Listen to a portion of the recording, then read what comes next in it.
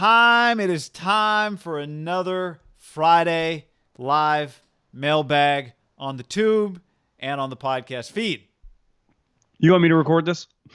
Don't worry about it if you want. Okay. I'll use this audio from the YouTube. Okay. Back at it again, everybody. Streaming. Thanks for hanging out with us. Don't forget, we'll be less than a week away from our draft live stream when the Jags are on the clock. Ham is on the tube. Don't forget that. And that'll also be big podcast the next day as well. Yeah, can't wait. I mean, we're less, as of today, we know who the Niners quarterback is. McCorkle Jones, could be Trey Lance, maybe Justin Fields goes too, and it's Zach Wilson. It just be ready. At this time, next week, guy, we will know. That's a good point. And our phones will be full of text messages from people happy, angry, mad, memes. sad. Yeah. It to me is the most anticipated draft in a long, long time, just based on the third pick, which is unheard of, right? It's pretty crazy. Yeah, I mean, you're right. This time next week, we'll be like, well, one thing Kyle said last night, he said he thinks that McCorkle is the best processor he's seen in 20 years. And Mike, his dad told him he processes as fast as Elway. There's a lot of going around the internet how smart McCorkle is. I've seen a couple unnamed executives, smartest quarterback they've ever talked to. It's like, well, I thought that was just like luck like 5-7 years ago, right? I thought that was like, haven't we checked that box? It always, it just plays the recency bias. If you're living it, if you're just talking to the guy, you're like, God, this guy's smart. Just, I understand saying that. Yeah. You and I. And he probably is pretty intelligent, right? You and I McCorkle's used a to smart talk guy. many years ago. I think when you were still working in the league, we used to talk about having our list of people that we'd hire to do anything.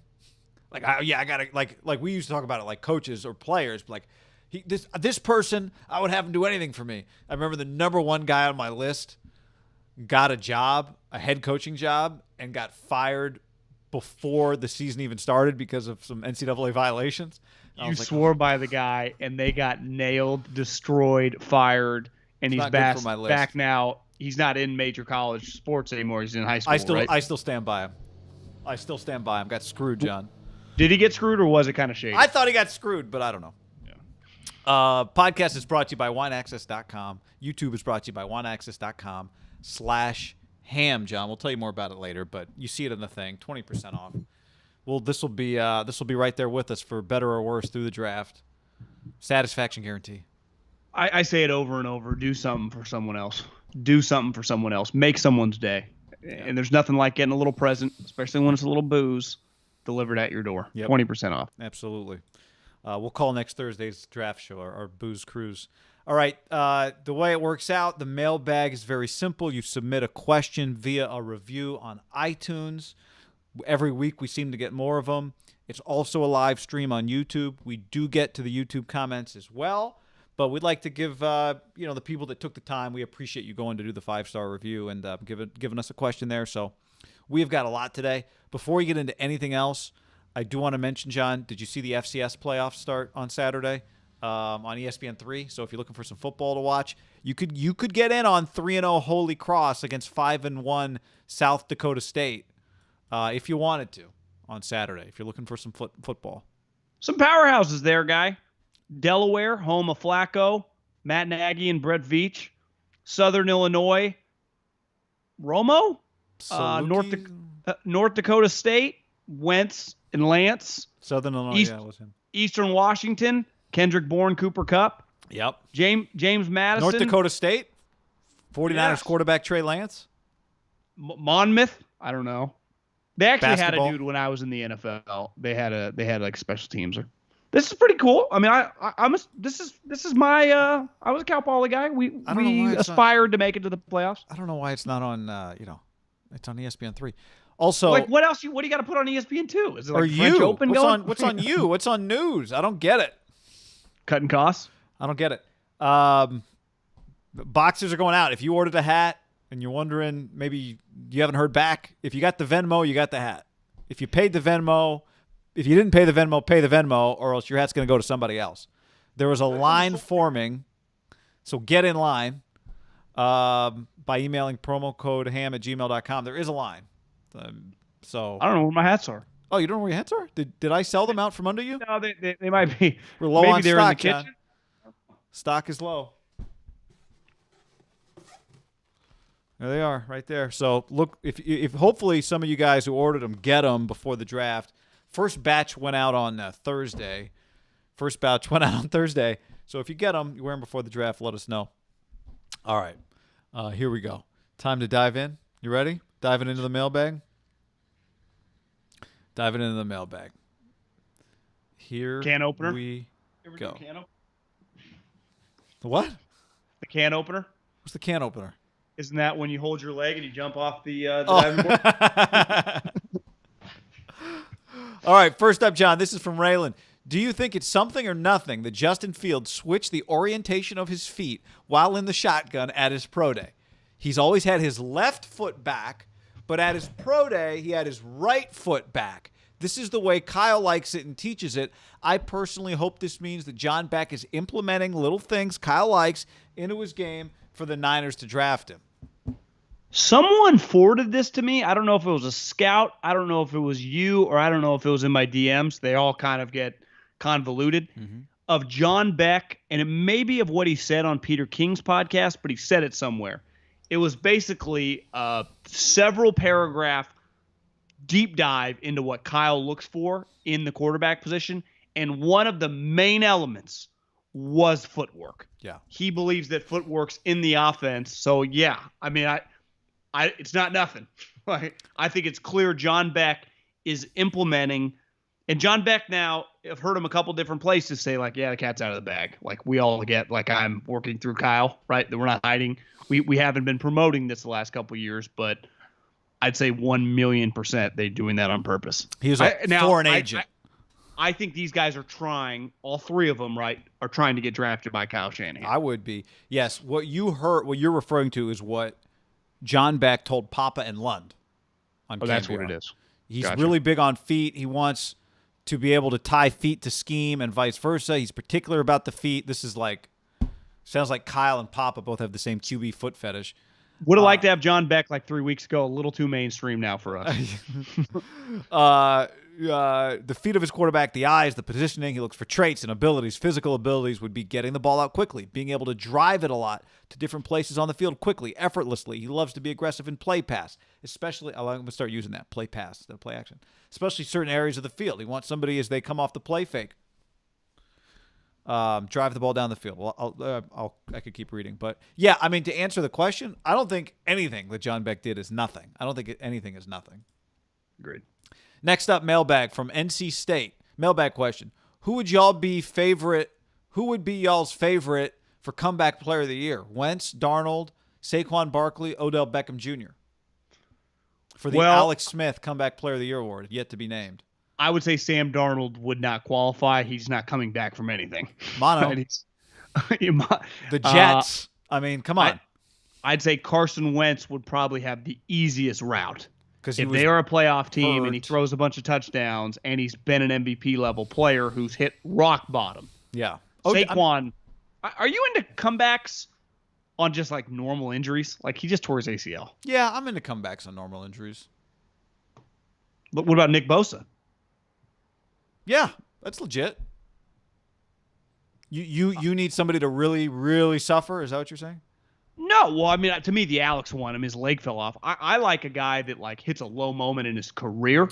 Sure. Like it's, a guy that like in baseball, you like have a season where you bat 220. Next year you get 320. It's like, oh, that's who he was. Right. Carson Wentz to me is in a different category than the other three guys. Because Barkley and Odell, like when they've been healthy, they're good. Have you always had to be hurt? Could you never just like suck and then bounce back? It's a great question. I think we'd have to do a deep dive. Like, would Peyton Manning have qualified the year after he missed the season? Like, Absolutely. That's a pretty serious. His fucking neck didn't work. Have we had this? Like, do you agree? Like, the neck injury or the Alex Smith leg injury is different. Those two guys just tore their ACLs. For sure. Yeah. But again, I mean, you are coming back from an injury. So I do give you. I'm not trying to diminish like their rehab or whatever, but you want a real sob story. What would be more? But like to me, Wentz, if he is good, like he was really shitty last year, right? And he got hurt. It's the combination. Wouldn't you say he's the leader in the clubhouse if he's just good? Like it'd be hard to trump him. Yes, because he just doesn't. He doesn't have to be like. I think Odell would have to be great right? Like, great. But I think Carson would go, I got benched and then I got traded. Like you guys were starters who got hurt. It is all you look for, yeah. But again, has this award been around that long? Comeback player in the NFL? That's a good question. I need to do some research. We just need to change. We don't need to research this award. All right. Question for the pod, a key one. Cowboys fan here, so I'm glad Doug Pederson is out of the NFC East. Of course, I'd love him to replace Mike McMeathead in Big D, but that'll never happen. So when and where do you see Doug landing next? And will it be as a head coach? Keep up the killer work. Doug Pederson. Someone who was paid, we were making $80,000, $90,000 to go away for a couple months. It's a powerful feeling. I can't imagine Doug Pederson, who was surely making $7-8 million, who's like, wait, I get my $8 million and you fired me and I still mowed 3 more years. That is a position that not enough head coaches they're like, I got to get back in the game. I don't want to be out too long. It's like, hey, buddy, you're making $8 million. Take a deep breath. Enjoy life. I commend Doug. Like, I wonder if he's in a huge – he just was a head coach, won a Super Bowl. Like, what is there really left to prove? I mean, he's a competitive guy. He wants to prove that he's not a bad coach. But, like, he did get to the mountaintop in his profession. Yeah. He did. He got to the mountaintop, guy. Won a Super Bowl as a head coach, as a play caller. It doesn't get any better. I'll give you a couple teams that stand out to me. Just as I think about it, I wouldn't say they stand out. They're not obvious. Places that Doug Pederson could end up as a head coach again. If Zach Taylor doesn't win in Cincinnati, Bro, I could see Mike Brown. I could see them liking Doug Pederson. How about this? Now, I don't think this is happening anytime soon, but what if Pete Carroll retired? John Schneider then can take over personnel control. With Doug Pederson just feels to me like he'd be a good Seattle fit. Well, I was in the division. I was just thinking Arizona. What if, they missed the playoffs this year and they need to get a coach? And Doug's like, listen, guys, I've been a head coach for 5 years. I worked under Andy for a decade. Like, I can handle Philly. I can definitely handle Tempe, right? Yeah. To me, he has a little bit, if you know Doug, he's kind of got a West Coast vibe for being a Southern Philly guy. He's just an easygoing. Definitely. I think he would make a lot of sense with John Schneider. I think he would make a ton of sense in Arizona. Who is going to have a better resume when they sit down than Pederson of guys he's interviewing against next if he wants to get in the cycle, right? Guys, I've won a Super Bowl. Now, if Carson probably depends a little bit how the Carson situation ages. It's not, yeah, there's the potential that it looks bad, that way you couldn't make it work with this guy, but Frank could. But I think he'd say we did, and then it just kind of. I mean, it's like he's got to answer some questions. If I'm interviewing Doug Pederson, he's got to answer multiple questions about relationships. He's got to answer questions about relationships with the front office and about the relationship with his quarterback, right? Yeah. Next up, this is from Zach Honberger. Spotify listener, had to come here and give you a 5-star review from South Carolina. Thank you. If Shanahan starts whichever QB he takes at 3. Okay, so if he starts whichever QB he takes at 3, Fields, Lance, Jones, what would be your prediction for wins for the first season for each of those guys? So how many wins would he win with Fields? How many games would he win with Fields? How many games would he win with Lance? How many games would he win with Mac Jones? I would say Fields would have the highest upside because he's the most ready to go between him and Lance of the high upside guys. And I do think that you could probably win 11, 12 games if it turned out he was just really good. Like he was like a Justin Herbert, right? Or a Mahomes. Like he was just immediately really high end. I think he would be very competitive with Mac Jones. I'd go 8, 9, somewhere in that range. Trey Lance would be a pretty big question mark. I don't even know. It's just hard to tell. Yeah, I'm not trying really to cop hard. out. He hasn't played in 2 years. Well, it's like you want to say 17-game season. You want to say, well, okay, Trey Lance starts 17 games. What's the ceiling? Based on everything we know, you want to say like, it's probably 9 games, right? 9 wins. But if the ceiling's 9 wins, then can you start him right away? The ceiling has to be higher than 9 wins to just start him right away. Because 9 wins, John, that's 9-8. Yeah, I mean, part of it though is you made this trade for the next 5 years, not to that. You cannot live in 2021. I agree with that. That's true. No, you're right. I just wonder if the ceiling would be higher with all these guys because it's Kyle. Maybe the ceiling. But I think people can live with it if you're seeing these glimpses of like, God damn, this kid's going to be pretty good. And 9 is almost 10, and maybe you're a playoff team anyway, so that would be good. I do think it's double figures with Mac or Fields. Does 9 get you in? It would have last year. Yeah, it might. Yeah. It might. It gives you a shot. Yeah, it gives you a shot. All right. This is from AZ Cool Breeze. Listening to Guy and John, I feel like I've known them for years. I'm part of the conversation. Opinionated, but still reasoned and measured. Mostly football with some basketball, some golf, some baseball, a decent amount of gambling coverage. Cover the Bay Area sports scene and gives you a feeling of getting inside info, but not so much inside info that they alienate the non-locals. Sometimes they'll interview a great guest and expand my sport universe. In short, an informative and entertaining way to spend a few hours a week. Highly recommend. Thanks for the great product. Oh, John, there's not even a question there. I just read a long compliment. You know, I was thinking about this. I was thinking I'll do the numbers. I'll have to get the numbers for us. But the amount of places that we're shipping boxes to, the amount of different states, it's Texas, a lot of New York, Oregon, the Midwest, Connecticut. I mean, we are shipping boxes. We got 2 orders from Hawaii, several international orders we had to decline. Obviously, a lot of California, from some Saks, from Southern California. But we are shipping. I don't know what it is. We are several hats have gone to New York. Do you know what I always hated when in collegiate athletics, in the radio business, and even in the NFL? You didn't hear this as much in the NFL. But and I bet a lot of people can relate to this, when you talk to someone in your office, you're trying to ask a question.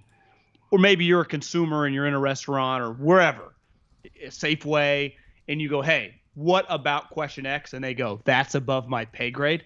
I fucking despise that. Worse, like, yes. That's over my head. I'm not. I don't have to worry about that. Everyone that's DM'd me and they're like, hey, man, you got any hats left? I'm like, I'm not the point person on this one.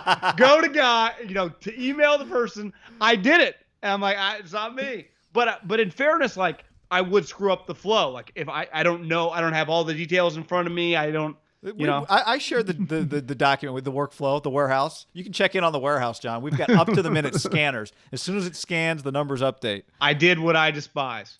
Above my pay grade. on YouTube, EKBZ says Vegas has the Niners at 10.5 right now, win total. Don't worry, that win total video will be coming a month after the draft. I lost my place here. Let's see. Who haven't we gotten to yet? Hold on. I'm finding it. Here we go. Okay, next up. This is from Bongers, 1996. Hey, Netherlands here. I'm a huge Raider fan. Wondering if you guys think Micah Parsons is a possibility for the Raiders, and if not, should we go offensive line? At this point, doesn't it feel like if Micah Parsons is there for them, he's gone. It would be a miracle. I said Jalen. I don't Phillips. think he makes it past like 12. You know what I think is really interesting about this draft, given what you said earlier about the Scott Fitterer quote about there being 18 first-round grades?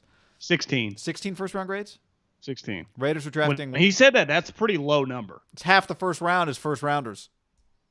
But that's them. I mean, some teams. Sure, but I saw Bucky 24. Brooks. Bucky Brooks wrote like, that's 18 to 24 first-rounders. Like, that's normal. Like, yeah. Maybe not 16, but this is where you think of those 16 that all 5 were quarterbacks, or do you think like Mac Jones potentially? No, is not in I that wouldn't group? surprise me if like if somebody goes ahead of the Panthers that they didn't even have a first-round grade on. Yeah, but remember we were sold that bag of goods. Well, they might have. Maybe they don't have Darnold. Trey Lance. Like, to me, they could have Mac Jones. That wouldn't shock me if they had a first-round grade on Mac Jones. That's not a McCorkle. stretch. Yeah, McCorkle. I call him Mac out of respect. I'll call him McCorkle. That is his name, but out of respect, not out of disrespect. I feel like it's getting. Well, no, I like the name McCorkle. Okay. And I like the name Mac. Mac is great. Okay. So what I'm getting at though is if there's 16 guys with a first-round grade, do you end up taking a guy that maybe has a bit of some red flag concerns, but upside? I mentioned Jalen Phillips out of Miami. Is that a spot where you go? One thing, listen to Rule, I do think they're pretty big on like character stuff. So once you stack your board, the 16 guys, they might be factoring in like Jalen Phillips, for example, might not be on their first round board, but they go, he's a first round talent. But in the way once we factor in the character, the injuries, we moved him off, right? That is the curveball in the whole process. Like, it's not in a vacuum, just the player. As one thing, Matt Rule, he's really impressive. He's very big on the people. Mm-hmm. He just kind of talks like way a lot of successful college guys do. They're very big on getting to know guys and the culture because they recruit humans. And I think you can go one way or the other, right? Like Chip went way too far. And then like guys like Pete Carroll and Harbaugh sometimes I think go too far the other way. Like when they were in the pros, there's like this fine balance that you could argue is never really struck because you can never say, we'll never take a character guy. You're always like, well, this guy fell to us, right? Yeah. Yeah. I'll give you a great example. Or he's staring at you in the second round. You're like, he was off our board. You're like, God, I thought he was going to go pick 20. I'll give you, you just made me think. David Shaw, who we've had on the podcast before, told me one time, I asked him about working for Ozzie Newsome and the Ravens. And I was like, what, like, why were you, like, well, just explain it to me. Like, how did you guys always hit? He was there for 3 years. He's like, Ozzie, I don't know what your experience with this is. He said he'd never seen anyone that stacks the draft board like Ozzie Newsome does. He said Ozzie Newsome does not use positions when he stacks his draft board. He just, we've always talked about the Ravens are a BPA team, right? Best player available. Yeah. He said, so Ozzie stacks the draft board just by his rank of players. Could be linebacker, quarterback, offensive lineman, running back. Like, that's how he stacks it.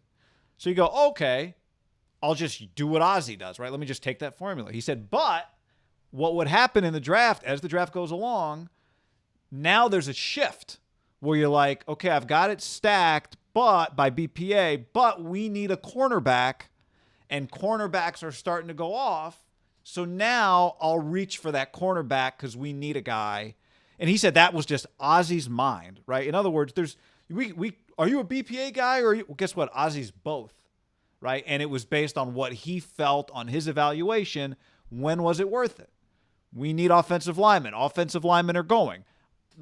Of the guys that are left, the best offensive lineman is actually 5th on my board. But even as a BPA guy, my feeling is right now is the time to go reach.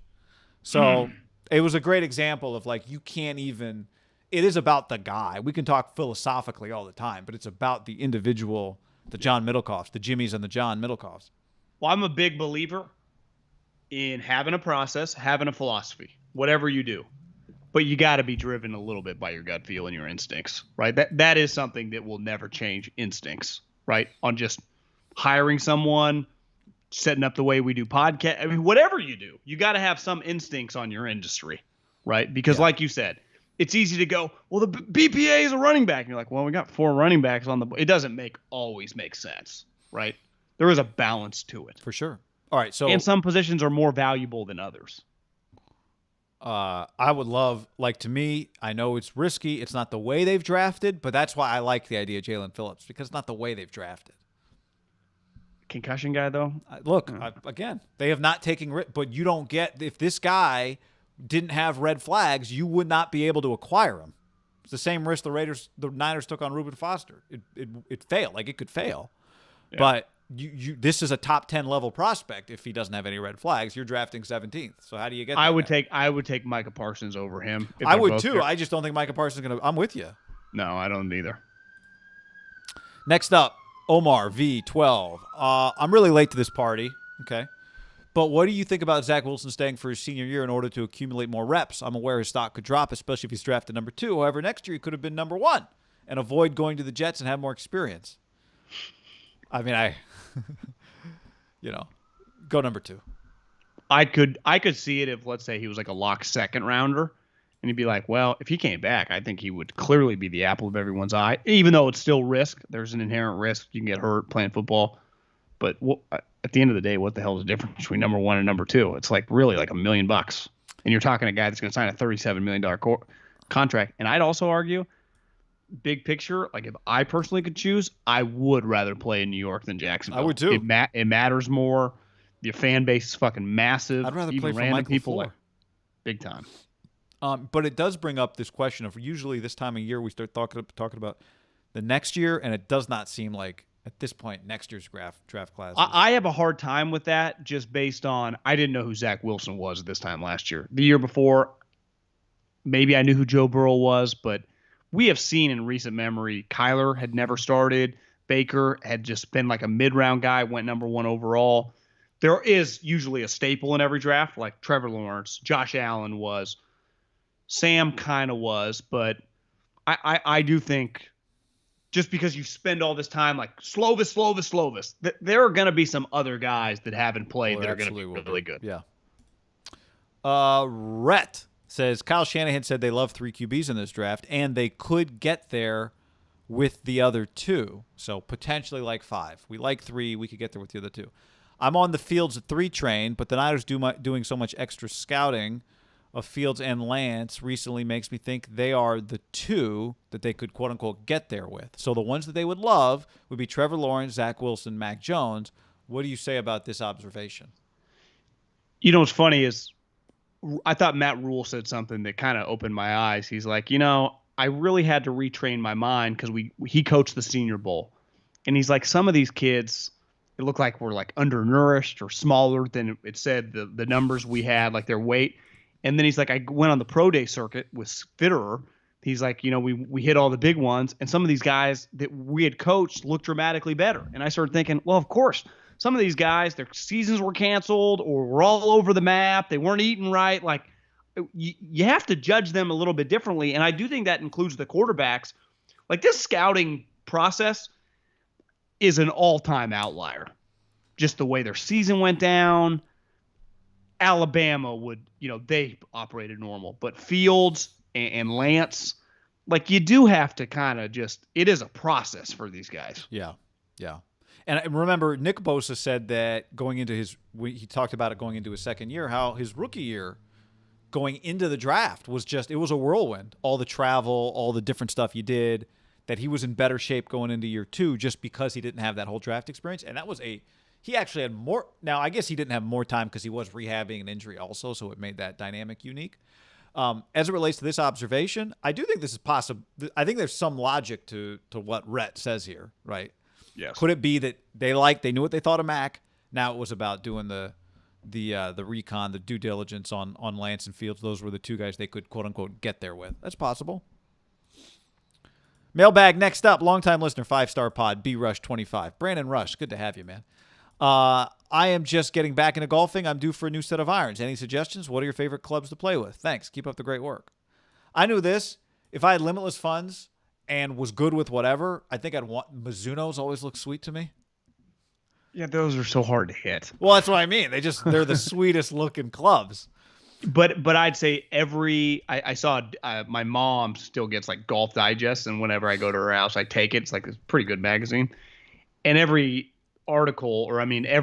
monthly one will have a tour player inside their bag. Oh yeah. And they're all hitting, like DJ's was this week, and it hits like I have the TaylorMade. They're a thicker. They're not a cavity back, but they're not like the guys that the tour use. Yeah. Some of them though use like the 5 and 4 iron version. DJ uses the blade version 6, 7, 8, 9 because you can control it more. These got a little more pop. I think TaylorMade or Callaway make just fantastic irons. So you think I should stick with my Callaway X22s from 2009? Yeah, but I think you could get sweet Callaways for relatively cheap. You know what I saw during like several months ago now? Ping came out with these irons. I think they got good irons too. G710s. They're a little bigger. Like they're not the high handicap irons, but they are a slightly bigger face. Problem is they're like in black, and I'd scuff them up, and they're really expensive also. But what were they? Like 1,500? Yeah, I don't remember. Maybe something like that at the time. Mine were like $1,450, but I had DM'd the dude at TaylorMade. Turns out he was friends with a family friend. He gave me a discount, and it was like 40% off. So they were like $700. You know what? Here's what I would tell B Rush. We're both PXG guys. I would hit PXGs. They're expensive as shit. Diehard Raider fan. Best podcast in the Bay Area. Sports period. Guy and John had humor with real insight. My question is a Raiders focus. Saw on Twitter some rumblings that the Raiders could trade the 17th pick for an established defensive starter. If that's the case, any ideas who that could be? Who could the Raiders trade? So somebody would have an established defensive starter. Yeah, I think you and I have talked about this, that they would be in the mix for Jamal Adams, Jalen Ramsey. That guy doesn't exist. Yeah. Or at least hasn't publicly. No one who's legit that you would trade. Yeah, like J.J. Watt would have been one. saw Marcus Lattimore. I don't. Is that Marcus Lattimore? Whatever the Lattimore on the Saints name is, the corner who's good from Ohio State. He just got It's in not trouble. Marcus. I think it is Mark, but wasn't the No, Marcus Marcus is Lattimore? the running back from South Carolina. That's Yeah, who the Niners drafted, right? yeah. Who's I think still Saints. on the Marshawn Lattimore. Marshawn Lattimore. I was close. He got Yeah. in trouble. I think he got arrested and had a gun in his pants, and the officer was like, "Bro, you're gonna shoot your dick off? What the fuck are you doing?" Like, kind of like ripping him. But he's a good corner. I mean, that could be. Would you trade a first round pick for him? Yeah. Little trouble. I don't think Gruden's that big 11th on pick in 17. Yeah, good player. Next up, Bad Boy Phil, big fan of the pod. Stumbled across it a few months back. Like how you guys talk White Sox. Anyways, the team everyone's sleeping on right now for a massive move up the draft is the Bears. Pace and Nagy aren't risking their jobs with Dalton. You watch Pace on draft day get into the top 5 by mortgaging a ton of their future. Pace has done some good. He's done some really bad, obviously, like Trubisky, but the man is aggressive. You heard it here first. Keep up the great work. Vince. Yeah, I've got a buddy, Chris Withers, who last year got the job as the TV producer for the White Sox, so I just started watching a lot of the White Sox. And then it turned out they were good. Maybe we'll get a White Sox hat. They have like multiple guys who look like Vlad Guerrero's kid who hit balls like 700 feet. They were a great watch. And they've got some good they've got some pitchers that throw hard. Didn't they have a guy throw a no-no? They did. Rodon? Was it Rodon? Ramon? Was it Carlos Rodon? Rodon. Yeah. Okay. The Bears are drafting at 20. Yeah. Feels low. Feels like they should be drafted at 9. Well, they went 8-8 and they made the playoffs. I think their problem is their owner is not going to allow the GM to do anything crazy. Like, we're just on a little bit of a trial run for Ryan Pace. Like, let's just pump the brakes. What would they even do? I mean, here's the thing. They could get a receiver at that spot, probably. Good receiver. Offensive line, yeah, they need a lot. I don't think they're very good, which is sad. Are you guys worried about Chris Sims? This is from Dirty Sanchez. Are you guys worried about Chris Sims having Justin Fields last on his web rankings? I wouldn't say I'm worried about it, but I don't think – I like Justin Fields. There's a lot to like about Justin Fields.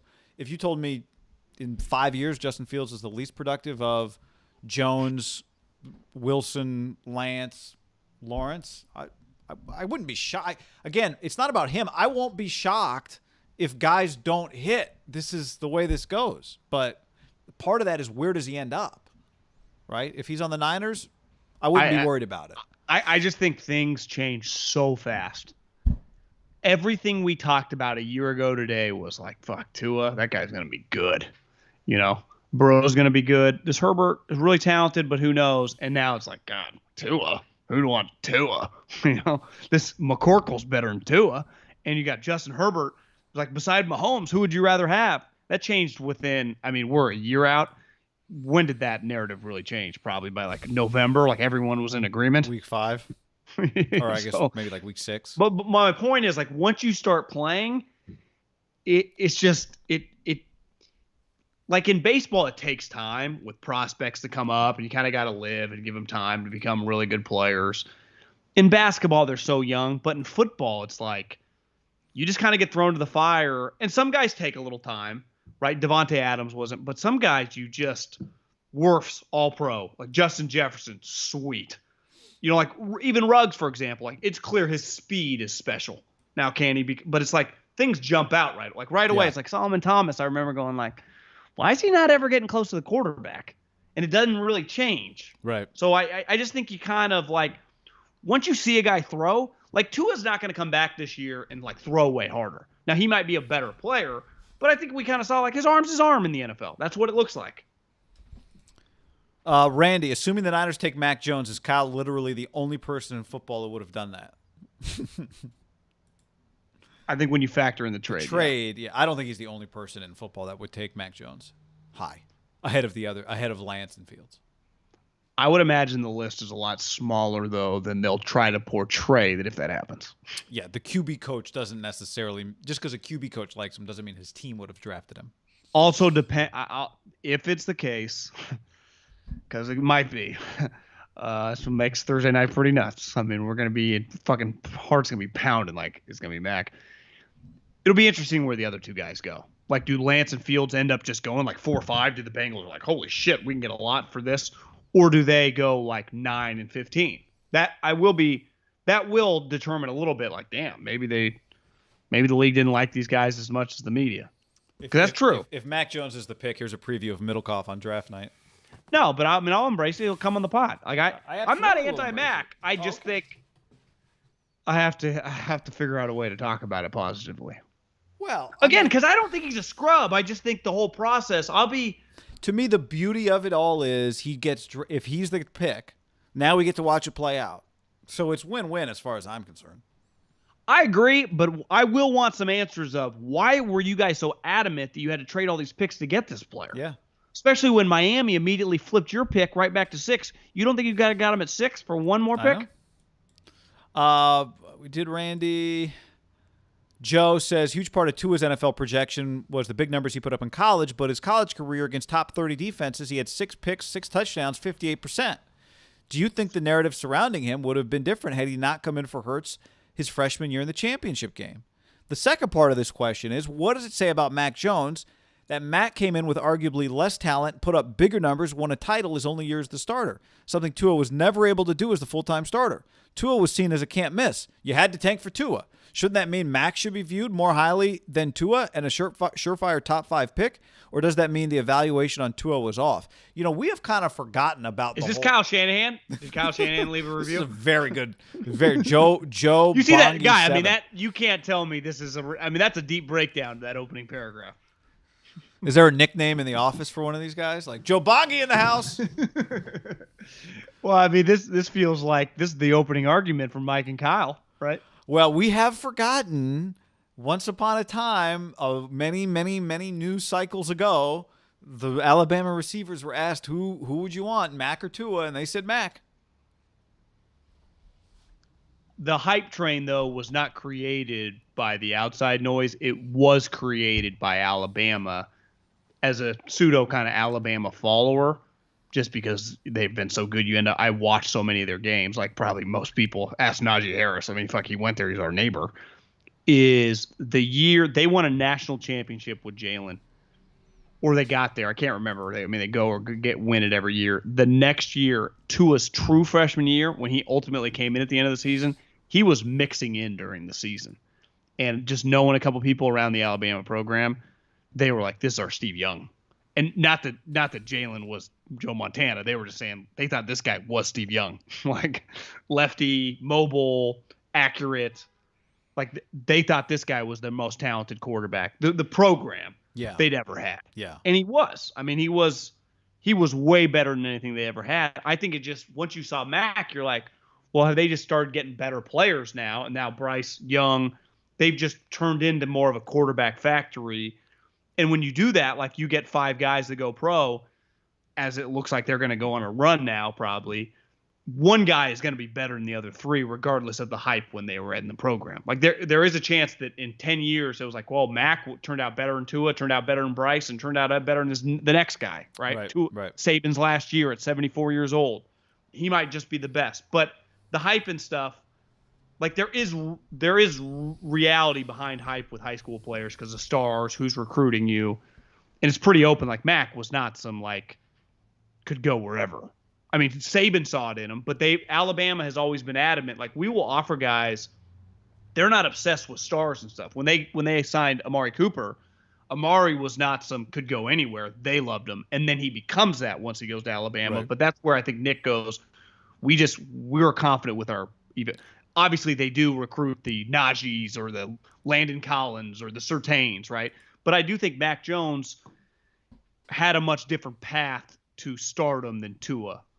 Backed by reality, though. Yeah, but I also would say to Burner Kyle Shanahan here that I would agree that the fact that he came in the national championship and won the national title did influence the way we thought about him moving forward. It was sweet. Yeah, the national championship guy wasn't it the? Didn't he come in, or was that the following year in the SEC championship game? I guess it was the following Georgia. Year. Tua got hurt, and Jalen came back and Yeah, that's what it was. This is from SSV. You guys have been doing a phenomenal job. Keep turning out the content. The one thing that scares me a little about Lance was in his one season as a starter, they were winning. They were able to run their offense, the play action, the QB runs, etc. We were never able to see him down in the second half, having to throw them back into it. As an evaluator or a scout, how do you project something like that? We haven't seen it, so it's all a projection. I mean, there's nothing. There is nothing. I mean, that's the scary part about him. I think you would just bank on learning about the kid, the player. I mean, the actual human being. Like, how's he wired? Like, is he mentally tough? Because part of why I think you'd be very confident with Mac, you're like, well, this guy's just fucking wired the right way, right? Yeah. Because it's went clearly well that's going to be part of the argument for whoever drafts him. That he didn't really face that much adversity. No. That Matt, you're saying, would you say wired the right way about Mac or Trey? I was talking about Mac because he hasn't hit adversity really either, right? But I would say for Trey Lance, you would really make the case for him wired the right way because you have to rely on something, like. Now, here's the thing I will say for him. We haven't seen him down 20, all that. But we did see him told by the sport you're not a quarterback and become a major NFL draft prospect. So he did face adversity. It's just a different. Well, when you think about the best quarterbacks in the sport, they all had like major adversity as players. Tom Brady couldn't start on his own college team, went back and forth with Drew Henson, went 6th round. Russell Wilson told at NC State, like, leave. We like Mike Glennon more. Like that, those things really happened. Alex Smith was drafted over Aaron Rodgers and he fell to 24. Like and he had to start at JC. Mahomes went to Texas Tech. Like there is a pretty. Josh Allen fucking bounced around, had to go to JC's. Like there is something to be like trying to prove. Historically, the blue chip guy from Alabama, USC, Texas has failed. Even Flacco, Delaware, right, had to transfer from Penn State. Like you just go Eli, Ole Miss. Peyton, Tennessee. I'm searching now. Andrew. No, I mean, I would say but I would just say historically most guys fail, like by NFL standards. Yeah, but I'm just saying the best guys in the NFL right now all have similar kind of chip on their shoulder story told you weren't good enough. The top 3 guys. Yeah. Brady, Russell, Rodgers. Yeah. I'm just trying to think of who. I mean, Mahomes. Was Trey Lance told he wasn't good enough then? Yes. Was Favre. Mac Jones told he wasn't good enough? Like at one point he probably was told he wasn't good enough to be a starter at Alabama. Then he was. But he did sign a letter of intent and go to Alabama. Yeah, I know. That's what I'm trying to figure out. Like, how do we... As a tennis player, maybe someone told him, you're not a good enough tennis player. Was his dad? Did you hear that too? As a dad's a pro tennis player, or maybe people in the family are? Pro tennis player? I know that he. Maybe grandpa. Yeah, it had some Rosen vibes. NorCal Raider, big fan. You guys are awesome knowledge, entertaining. Question: do you think the Raiders will trade Josh Jacobs before his contract's up? My thoughts: they have other needs. Thanks from a fellow Yolo County dude. So people, YOLO is like Sacramento, Davis. YOLO 530. That's right. It's the 530. Back before YOLO meant what it means now. Yeah, it's YOLO County. I would think Josh Jacobs is probably one of the guys they like the most. Isn't the point of hitting on picks and getting good players and keeping the good players? I hear what he's saying, but like, you get rid of Josh Jacobs, like he's probably your second or third best player. I would just pay him or just keep him. Yeah. When I say pay him, just pick up his 5th-year option. Like, right. We don't need to extend. Like, just Baker's 5th-year option just got picked up, apparently. The comments tell us. Yeah. I saw that. I think the GM did his GM talk today, the Browns guy, and said that both him and Denzel Ward will have their 5th-year options picked up. But Fitterer was asked about Sam Darnold and DJ Moore, and he gave kind of a weird... I mean, he was like, yeah, we'll get to that after the draft. It's like, well, interesting. It's a pretty black and white question. Like, you guys know, just say it, yeah. Dad played pro D1 tennis. Mom's sister also played D1 tennis.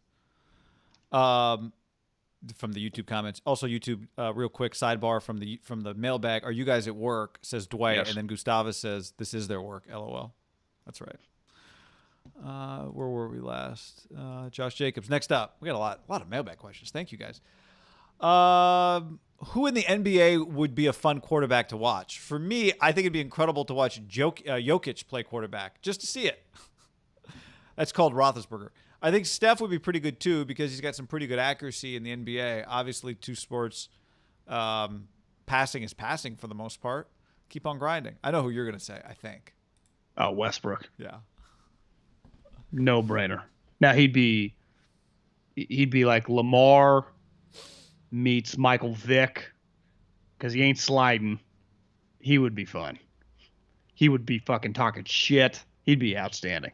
He would have been a great NFL. Like, he's a one guy. LeBron can say he'd play in the NFL all he wants. Like, we'll see. I don't know. Humans aren't that big in the NFL. Like, a 6'8" tackle is massive. Like, there aren't 6'8" tight ends. You're at a disadvantage. I think Westbrook would have been an elite NFL player. His explosion, his toughness, his speed. I mean, he was made for the NFL. Now, quarterback specifically, he's 6'4" too, right? He's not like 6'8". Yeah, he's tall. Like to me, Draymond would be interesting. You know, he can play D end, I think. But for quarterbacks, I mean, Dame. To me, Dame would be like a Jimmy Ward. I feel like Dame would play defense. Be like a corner. Or like a slot receiver. Devin Booker. Dame's small. He's like 6'5", isn't he? Chris would be like Chris would be a corner. Be like Darrelle Revis. Just the biggest talking corner in the league. Yeah. Are we certain the Jets are taking? This is from Isaac. Are we certain the Jets are taking Zach Wilson? Saleh and LaFleur are part of Kyle's coaching tree. Probably value the same things as Kyle. If Kyle's trading up to 3 to take Fields or Lance, doesn't it make sense for the Jets to like those guys too? With Kyle's presence at the second pro day, I got to tell you, I got to eat more before I read 4-paragraph questions. Make me lightheaded. I know. With Kyle's presence at the pro day for Fields and Lance, maybe there was a quid pro quo going on. Saleh and LaFleur give Kyle some insight on what they're doing at 2, so Kyle knew he had to trade up to 3 to get his guy, and Kyle does some work at the pro days to help LaFleur evaluate the work their future pick. Might be crazy theory, but for the Niners to give up what they did to get to 3, they had to know what the Jets were doing, and this whole situation, Zach Wilson just doesn't seem like the fit to me. Sorry, my reaction is I actually like the question. I just literally wore myself out on that one. I do think the Jets are taking Zach Wilson. And I also think it's possible that the Jets and Niners, I thought this the whole time, that the Niners kind of knew what the Jets were up to. But yeah, I also think the Jets and Niners could like the same guy, and there could be more of those guys. I do not think of Robert Saleh as part of Kyle's coaching tree. I do think of LaFleur as part of Kyle's coaching tree. Even though Saleh is part of his coaching tree, I'll give Shanahan some credit for it, but I think of him more as a Pete Carroll guy. Your thoughts? Agreed on all fronts. Long question. This one's so long it required me to record it in video. Alton, huge fan of the pod, got me through college bus rides coming from basketball games, not having to hear the kids' conversation, so thank you. Hated his teammates. 2 questions for the pod. Not sure if you guys answer this or not, but here it is. With Deshaun Watson's case, why hasn't there been enough talk about the Texans' involvement and what they let slide? Let's keep it 100. No cap. Only reason this stuff came out was because Watson asked for a trade. You want to leave? Okay, we'll ruin your name. Isn't this just as bad on their part? Why are athletes subjected to different standards when they want to leave a certain job? When can any regular American who wants to change jobs is able to and nobody questions it? Only athletes have to appease fans. Athletes' happiness is all that matters, in my opinion, and we forget they're humans. A lot of athletes don't care about winning or even love the sport they play. We pocket watch athletes like running backs shouldn't be paid. Why should we care how much another man's making? It's the human element that seems not to be acknowledged. These owners swim in this case. Go ahead. Well, I would say we only pocket watch in a salary cap league. No one cares in baseball. If there was a salary cap, like, you want your team to do well. So when you pay Zeke a lot of money and then you realize he's slow, you're like, this is stupid. It's because you want your team to win. You're not pocket watching. You don't think like, I wish Zeke, his direct deposits were smaller. You don't actually give a fuck. You want your team to win. Can I so give you pocket another watching theory? with salary cap works. Just before you get to the next thing. Yeah. I think think about when you play video games. Like, a lot of people you love, I did, I'm sure a lot of people still do. You love doing like GM mode, like a full season, building your roster. Like, we love looking at sports from GM's perspectives. We love to talk about building rosters and trades and drafts and allocation of funds. Like, I think a lot of it comes from that, because I think the way we talk about teams is mostly the GM's perspective. We talk about teams from the only place we really talk about from the coach's perspective is when we talk about play calling.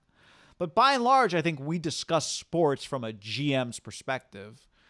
Because should the guy be on the team or not? Should he be traded? Should he be cut? Yeah. Yeah. Who should win the wide receiver battle? Like, I think that's part of where that comes from. Well, what's the difference of like, this guy makes too much, or this guy should get cut? Like, you're asking for the guy to lose his job. Like, right.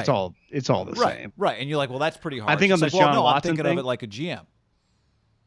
Yeah, we had to upgrade the position.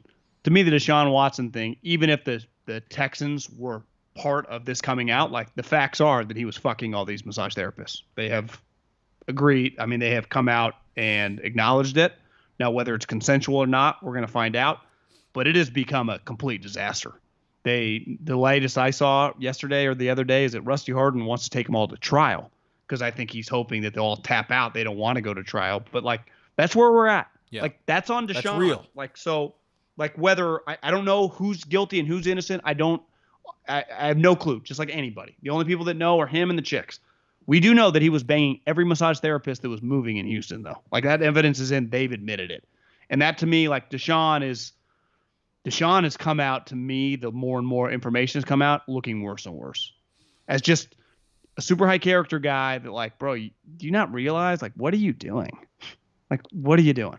Like, rich, good-looking guys have been having a lot of sex for a long period of time without sleeping with every massage therapist that moves. That's assuming it's consensual. Love the Barry focus on the NFL, missed the baseball discussion. They used to do it on the radio. One gripe, don't discuss Premier League or this sham Super League because you don't get it. He's right about that. The whole point of the Super League was to copy the NFL, where even crap teams take home money. Make no mistake, we don't pretend to be soccer experts, but sometimes soccer's fun. I'm not a soccer hater. Yeah. They are losing their minds over Stan Kroenke in wherever that team is, Arsenal. Well, this is London. If I wanted to get Kroenke and Glazers and the Henrys backs, here's where I think they'd say. You say the crap teams. No, we're Arsenal or Chelsea or whatever. We have a bad year and we don't get to go to the fucking Champions League. Screw you. Like, we're a huge part of carrying this sport in the region. And then we just have one down year and we get booted. And then people are like, that's part of it. That's part of letting the little guy. Like, no, the big boys in any world, like, we see it in society when everyone's like, make them pay more taxes. The rich people already pay the majority of taxes. The rich people fucking fund society. Just like the Cowboys and the Patriots, like, they do most of the heavy lifting in the NFL. Now, I understand there are more elements with soccer.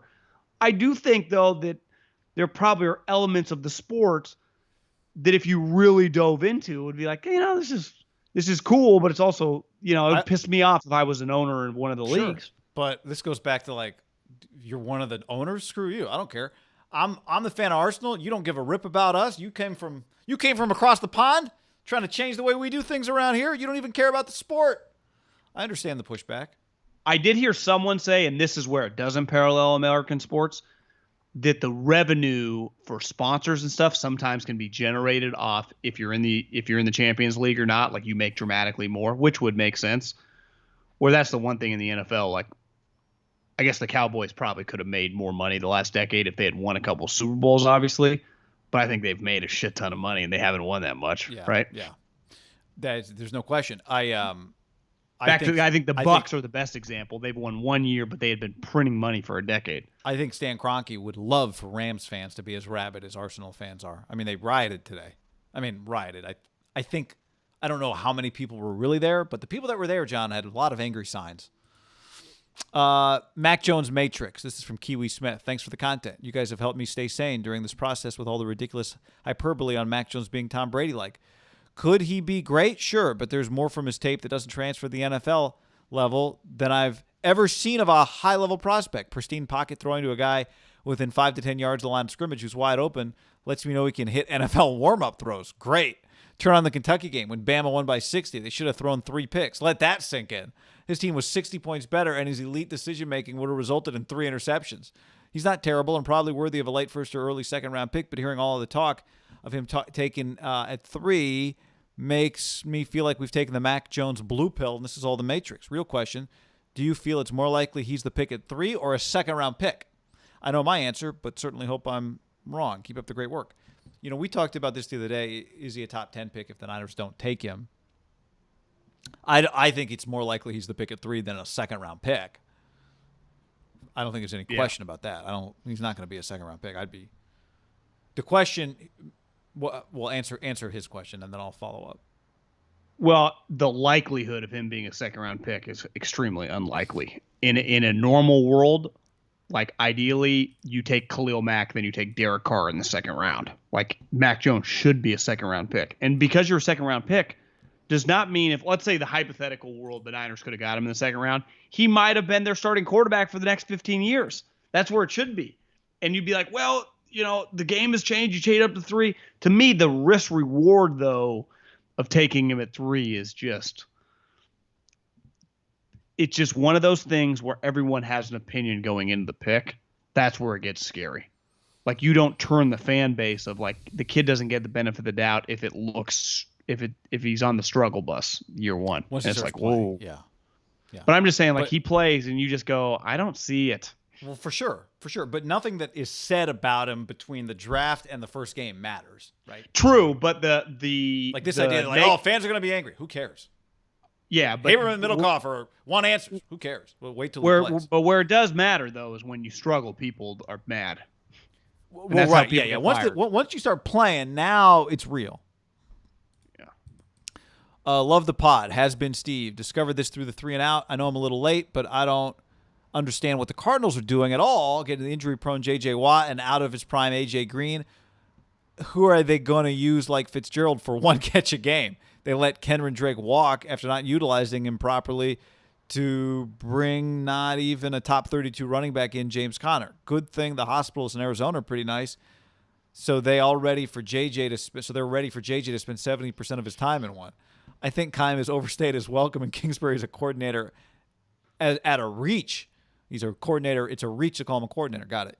I know this isn't even close to the lowest as a Cardinals fan, but it's all about this false hype that always amounts to nothing every year, too emotionally draining to be a Cardinals fan. What are your thoughts? Before I moved to Davis, before 9th grade in Northern California, we'd moved around, but a few years prior, we lived in Arizona, and I remember going to a Cardinals, a OTA signing, and I got Joe Bugle's autograph on like a team photo. The times were pretty low, John. The time he was the head coach of the Cardinals once upon a time. It used to be really bad. What we say about the Cardinals now is so much better than what used to be said about the Cardinals now. Or used to be said about the Cardinals.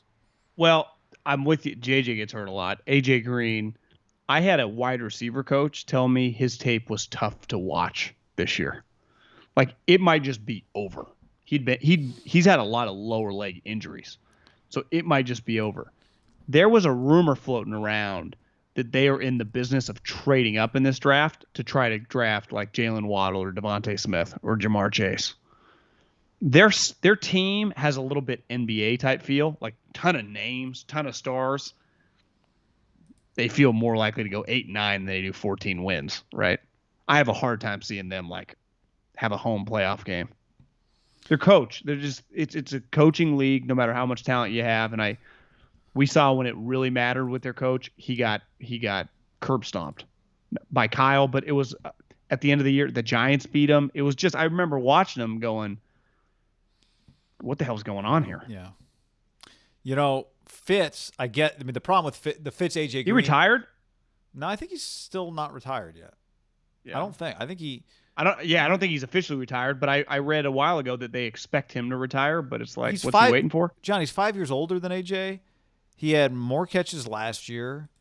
He had the same number of catches the year before, and he's more durable. I mean, now again, you're just taking a flyer. AJ Green's 32, 33, but yeah, but they didn't take a flyer. They gave him $7 million. I'm just saying, if you're picking between the two, I'd pick Fitz. Me but too. I get that you go, well, he's 32, so whatever. Okay, I think that was our last mailbag question. Ugh. It's a long ass mailbag. We got to do. I don't know if we're gonna have to start breaking these into 2 mailbags or start filtering. Let's see here. Don't forget, like the YouTube, subscribe. They did add Rodney Hudson. I forgot about that. What's that? They did trade for Rodney Hudson. I mean, they got a lot of star the power on Cardinals. their team. Like they would be a fun team to. If I played video games still, like I would play them in video games. Right, their quarterback would be fun to run around. They got a lot of names. Throw it to Hopkins. I wonder. Drake, remember? Didn't he? I had said a stat when he first signed with the Raiders. It was like 18 touchdowns in his last 23 games. Like he's on an all-time heater right now. Yeah. Jackson, I wonder what exactly is nailing the Zach at number 2. There's no hard evidence that the Jets. Yeah, I mean, we've just given up. We've just gone, yep, Zach Wilson number 2. That's going to be the Jets pick. It's true. We're about to find out. But there hasn't been. Why hasn't all the stuff that's been said about the Niners pick been said about the Jets pick? Like back and forth. I think it's this guy. I think it's that guy. I think it's this guy. I think it's that guy. We haven't had any of that cycle. And they're in New York. I'll tell you this about the Jets, John. People that cover the Jets, wasted month. A wasted month. I agree. I would have started it. Not like Haberman and Milkov. This has been. No. I would not have been cool if we talked Jets and not Niners and no conversation. Ramon, if Ham were an F1 team, which would you pick to be your lead driver? Also, which engine provider would you pick? Mercedes, Ferrari, Honda. Mercedes the most expensive, Ferrari the middle, Honda the least expensive. Well, that's the beauty. You got 2 drivers. So we could each drive for the team. What's the Peugeot? What's the one that? I don't know any names. Why wouldn't you just take Ferrari? I mean, Mercedes. Wouldn't you? Well, just you want Mercedes?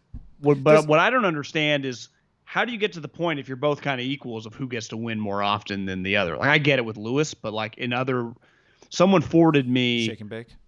Someone forwarded me the list of how much they make. There is a big find. Obviously, Lewis makes $76 million on salary. Oof. 76 on salary. Oh my God. And the number 2 guy for Mercedes makes 15 because he's kicking everyone's ass too. Like it's not like. But I saw. But when they come down to the line, they know who's supposed to do what for who. There were a lot of like 15s and 1s, so it'd be. I think we'd fight over who'd want. It'd be about the money. We'd have to race for 2 different teams then. Because I wouldn't care if it was like you're paying me $20 million and every once in a while I got to hit the brakes for you to pass me, like whatever. Yeah. One thing, I'm in season 1 of F1, and here's what I keep asking myself. When are we going to get to Lewis Hamilton? Do they ever get to Lewis Hamilton, or is he just not part of the deal? Well, they didn't get involved till the 3rd season because Mercedes is the equivalent of like the Patriots. They didn't need this. Right. But then through 2 seasons, they realized how much fun everyone was having, how much it increased the sport. Lewis talks a lot on the 3rd one. Okay, because I keep watching on it's like, zoom, zoom, zoom, 5th place, yeah, let's talk to the 5th place guy. What about the guy that's kicking everyone's ass? Yeah. But you get that the whole time. Like there's a lot. That's the one thing being an American F1. They celebrate 7th place unlike anything we've ever seen over here beside like Davis, California or San Francisco celebrating ribbons for 10th place. You know what I'm going to do? I'm going to watch some F1 right now on a Friday afternoon as I do some other stuff. Because for a culture in America, we make fun of ribbon culture, and F1 is literally their sport's predicated on celebrating. But it does make sense, right? Because it's all about like the points race to the end. Is it? I don't know. I don't know. I think there's. But how is Lewis not finishing first every time? What's that? Lewis wins every year. Oh yeah, that matters. Like for you win the events, but then I also think there's like the season-long kind of like FedEx Cup situation. I got you. Again, only on season 1. Vin's on season 2. Somebody who's further along. So anyway. One thing that always throws me off when they're like, we podiumed. That's like Olympics, right? That just means top you're 3. Top 3. 3rd. But as I'm watching, they're showing like the season-long points, and sometimes somebody jumps from 5th to 4th, whatever, that kind of thing. So there is a lot of internal strife and anger. It's easy when it's Lewis and the next guy. When you're like viewed as 2 equals and you're like, wait, you make me pump on the brakes and let Billy pass me or whatever. Fuck this. That's what happened. One guy got pissed in season 3. It happened in season 1, and then the guy leaves the team in the middle of. We won't go back to recapping seasons, but the guy's like on the team, but he just left the team, and the other team just stopped using their engine, and so there was a whole thing. I love their like team managers are very like they fight like publicly. We big time. One thing I've noticed, and again, like I don't know exactly what everyone's doing, but just from an American business standpoint, feels like they got a little too many people in the pit crew. Like, do you really need all those people? Have you noticed that? A lot of people. I love I get you need some staple guys to change tires, and there are a lot of guys sitting around. I don't know what they're doing. Here's my question about the pit crew. Should I view them like assistant coaches or like bench warmers? Because they kind of act, I in my head, I assume they were like assistant coaches. But then you see like a guy crashes and you see the other rival team, they're like cheering. So maybe they are just like non-scholarship players, you know? I don't have a great feel for it. I have a lot of those guys red flagged. It's got to be brutal when like just all your job was to do was just get the tire on and off in a half a second. You don't do it and the whole thing falls apart because of you. One lug nut's a little off. It's like, well, we were paying you $80,000. You're pretty expendable. All right. Woo! Anything else we got to hit? Mailbag took a lot out of me today. Yeah, just wineaccess.com/ham. Go check it out. All right, everybody. Wineaccess.com/ham. Peep it. Later.